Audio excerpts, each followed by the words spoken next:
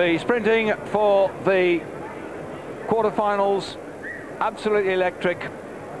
No love lost between most of these riders, battling to get into the semi-finals.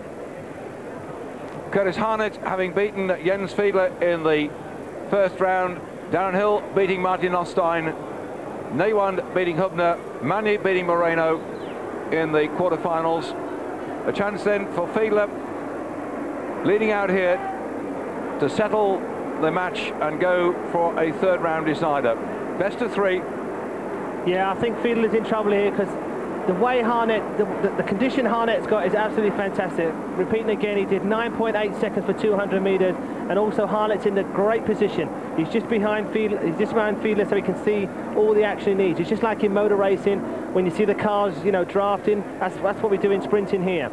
So Curt Harnett is on the back from Canada, from Thunder Bay. Jens Fiedler from Germany is in the front. He's got it all to do. He's already lost one of the... I was just thinking, actually, you know, because we've been watching Harnett for so long now. In fact, at 30 years of age, he's actually hoping to go, and the form he's on now, if he keeps this one, to ride in Olympic Games at Atlanta, and that will be his 4th Olympic Games. There aren't many people that say they've actually competed in 4 Olympic Games, but that's what will happen next year Friday. Nothing goes wrong in Curt Harnett's preparation for next year. The 30-year-old sprinter then from Thunder Bay, Ontario, just got to beat the man up in front to go straight through, and Fiedler has to square it to stand a chance. He's been coming back for the rapid charges, Fiedler, the reigning Olympic sprint champion. Open up quite a useful gap here. Harnett has got to close the gap, going down the back straight. Fiedler looks like he's got the edge now. Harnett has got a long way to go. Not only closing it, go over the top as well. And Fiedler knows he has to settle this one to go through. And he goes to the line, and just there, Harnett comes past him and gets it. What superb speed and such confidence. What a ride in. It just shows the class of the man from Thunder Bay, Canada. Jens Fiedler did everything perfect. Everything at all, except it didn't have that little drive at the end there. And even coming into the home straight, it looks like Curt Harnett was going to run into the back of him.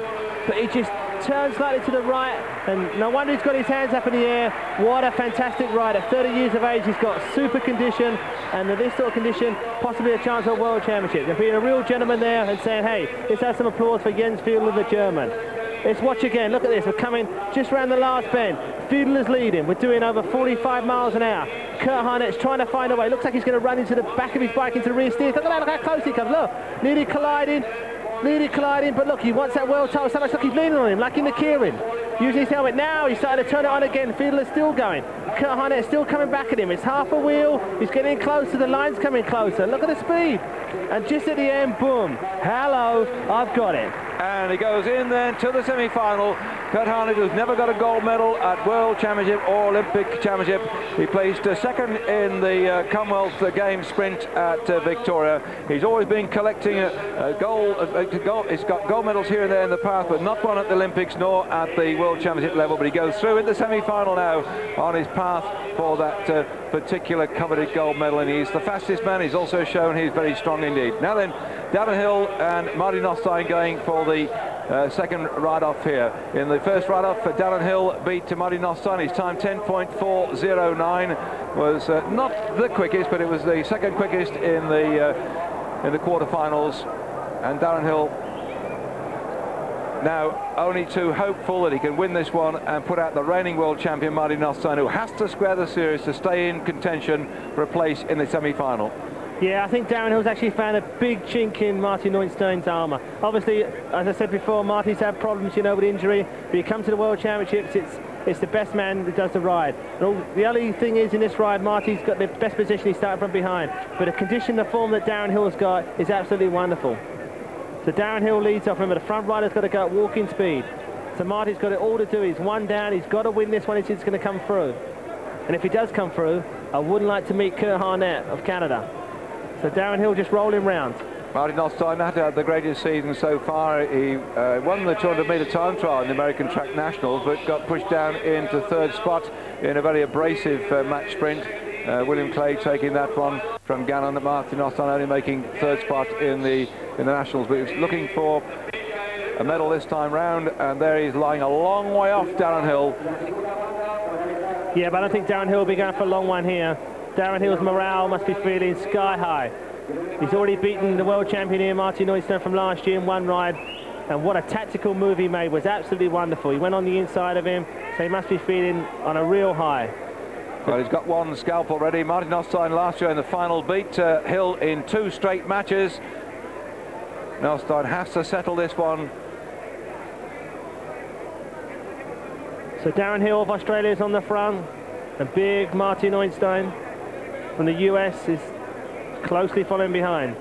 Amazing difference in styles too. Hill, you're what I call traditional, compact, very chunky built sprinter. Marty Nothstein, what must be about 6'2", a very, very tall fellow with a lot of good muscle development, but not the short, chunky sort of sprinter we see now at the front here. Typical Australian type sprinter, Darryn Hill. We've seen so many of in the past over the years, the Gordy Johnsons of this film. My mind goes back to them, to the days of Patterson as well, and now the Australian has opened up quite a gap, and suddenly Marty Nothstein can't close it. For some reason, he swung up. He seemed to lose control, lose concentration, lost at least a length and a half, and now he's got a lot of work to do to close up and try and settle the difference coming out of finishing line. He's got to. Has he left it too late as Hill gets there first? That means Hill now 2 straight to ride has pushed Marty Nothstein out of the semi-finals, out of a chance for medal. Great disappointment then for the American. Yeah, big disappointment there. It's good. Look, it's good to see they're shaking hands and congratulate each other.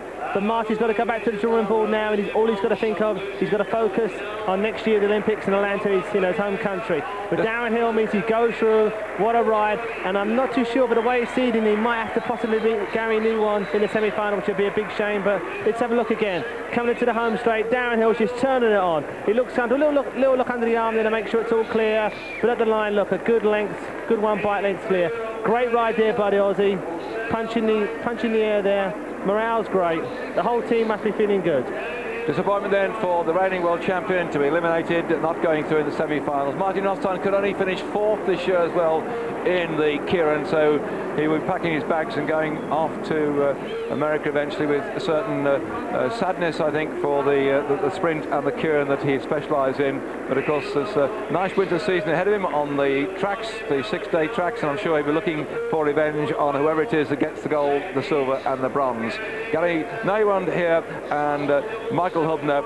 If you saw our programme earlier on, there really was some abrasive sprinting. There is no love lost between these two, and I've got a suspicion now that Mr. Hubner's going to try and get his own back in more ways than one. Yeah, Michael's really got to dig deep now, because in that last ride he did everything perfectly. With a lap to go, he dived on the inside, he held Gary Neiwand up, and then all of a sudden down the home straight again Gary Neiwand just turned the power on. So Michael Hubner, the man mounted from Germany on the front, has really got to find something special here. And well, Gary Neiwand and Michael Hubner, as I said, are no strangers to each other's tactics, and they've just shown us every trick in the book, so I don't know what else they've got to show us this time round. In the qualifying round, the 3rd fastest was Gary Neiwand, 9.935. Hubner was only back in 7th spot. Hubner also broke the old world record, but I think it's fair to say, Russell, that Hubner doesn't look upon himself as a sheer speed merchant when it comes to his qualifying 200 metres. He's a tactical man, isn't he? Yeah, and this year his whole idea was to train for the Keirin, and he's done a fantastic run in the Keirin. He just got second, he just got pipped out, but now he's got to get his thoughts together. All his experience, he's been a German world champion for the last few years. He's got to get it right here. He's got to beat Gary Neiwand. He's got to really think about how he's going to do it. But the condition of Gary Neiwand at the moment is absolutely unbelievable. He's also got to recognise with Jens Fiedler out of the sprint championship now, he's got to stay in contention now, because in the team pursuit the Germans didn't get a medal there for goodness knows how many years, and in world sprinting level they've been getting medals for so long now that he's got to stay in there, and it's going to be a real tough one, this one. Well, the only excuse I can put down is that the fact that Germans have actually been in Colombia and been in Bogota for over 6 weeks. Now, other teams have been at other parts of the altitude like Colorado Springs and other countries like Mexico, and actually come back to Bogota. Let's then watch to see if Hubner can settle his differences with Gary Neiwand.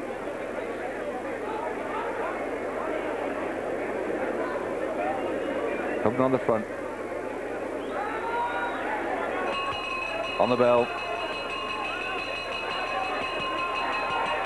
Well, Neiwand's in the best possible position at the moment, and Hubner's got to look this way, look that way, because Neiwand's a very tricky customer indeed. But Hubner's decided to go down into the red line, then swing up here, and he's opened up quite a useful gap now. There's nowhere for Neiwand to go. He's got to come round over the top. Has he got enough speed now? Hubner's done the right thing to take him out the top of the bank, and they come down as a straight sprint, but Hubner sits up. He suddenly blew a gasket, and that was it. He realised at the 11th hour, just as he came toward the line, that his legs would not take on this new young pretender, the new young kid on the block then. Well, say not all that young, but Hubner's been around a long time now, and Neiwand got that one. No of your fancy tricks, racing all over the track. Clean, straight fight, and I think Hubner decided that he just hadn't got it in his legs, and this man now goes through in the semi-final. We've got 2 Australians in the semi-final, and not a rider from Germany. Yeah, we look back again here. Michael Hubner's giving it all he can. He knows this is do or die, but just look at the speed of the Australians. Darryn Hill coming over, he looks comfortable. Look, he's sitting up a little bit. Amazing ride. But I think what this means is, as you just said, I think this means is the 2 Aussies have got to meet in the semi-final, which is a real shame. And at the line there, Neiwand of Australia goes through to the semi-final. Michael Hubner, well, he should be happy because he's already got a silver medal from the Kyrian. Well, Hubner's career at world sprinting level goes back to the medals he collected when riding for DDR with a 3rd place in Zurich behind Lutz Hesslich, who was one of our co-commentators for Eurosport. He finished there in 3rd spot. In 1985, Michael Hubner went through into 2nd spot. That's 10 years ago. By 1986, he was the amateur sprint champion of the world. He's been in amongst the medals ever since then at amateur and pro level. But now we have to say goodbye to the great German sprinter from this proceedings, and we're moving on to the ride-off between Frederic Magne and Jose Moreno in the quarterfinals. The winner of this one could go through, or they could go to a 3rd match, because Magne got the first one using his superb sprinting speed ahead of Moreno, who's much better known as a kilometre rider. That's him there, the Spanish rider who started to ride on the road for Kelme earlier on this year, but then came back to train specifically for the track, and a chance of getting a medal either in the kilometre or the sprint. Well, he's got now into the quarterfinals, but he's up against a very, very experienced rider indeed here, Magne. Not only a kilometre specialist and the world kilometre champion, but a good sprinter on the tandems with Colas, where they collected a whole hatful of medals, and he's at the front now, riding off the first lap. If you're watching Eurosport's coverage of sprinting for the first time on Saturday afternoon in Great Britain, and you've not seen it before, then the man who's drawn at the bottom of the track has to lead off all the way around unless the man at the top decides to take it, and then when they come past the start-finish line, if they want to have a standstill, then they can do so, but they mustn't rock the bike back, and the officials will be watching the time they take on the standstill as such. It may be tactics of Magne now, because I think he wants to keep this one pretty slow, Russell, rather than allowing the longer sprinter Spaniard, who would probably like to go for a long one, to steal a march and go zonking round. Yeah, Frederic Magne's had a wonderful World Championships, but he's still got to be very careful. Okay, he's 1-0 up at the moment to Moreno. Yeah, Moreno. But he's got to be careful because he knows Moreno loves to go for a long one. Saying that, Moreno's at the top of the track, which is in a bad position for Magne because he's in the middle of the track. So Moreno, what he's trying to do is get the element of surprise. Yes, at Magne, you've got to look over your shoulder, you've got to keep your eyes on him because you know he's going to go for a long one. And when I say a long one, he's going to go for a lap and a half. So Magne's looking at him, but here goes Moreno. Moreno's trying to hold him up now. Oh, but Magne's right closely there. We've still got over a lap and a half to go. That's amazing, that is, that he's actually ridden Magne up there. I thought he'd certainly try to stay behind him and drop off and come down, but perhaps he's been concentrating more on explosive sprinting than we've seen him in the past as a kilometre rider with that long drawn-out effort. I call it long because they're lasting about a minute and a bit now, the world record having been broken in the kilometre soundly this year in no uncertain terms. Yeah, Magne's in a perfect position. You can just see Moreno right in front of him. That's just what he wants. He looks like he's trying to kick back a bit there.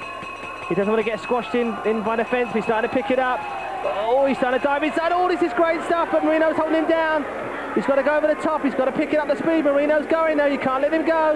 Magne's got to come back in, the Frenchman. He's got to come back if he wants to win. And the gap is coming down as Magne closes up on Moreno. Did exactly the right thing there. He foxed to Magne, but Magne's closed the gap now. The long drawn-out sprint from Moreno takes him toward the line, and oh, just at the half a wheel as he came through Magne to take the second of the ride-offs there. So that's 2 straight sets in for Magne. He goes through into the semi-final. The French really in this World Championship are getting so many chances of medal and medals themselves, and there he is, the reigning kilometre champion, taking that one in fine style.